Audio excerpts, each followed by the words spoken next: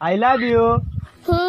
वही अलग जाती प्रपोज केने आलतू जलालतू आज ने माँ मालतू।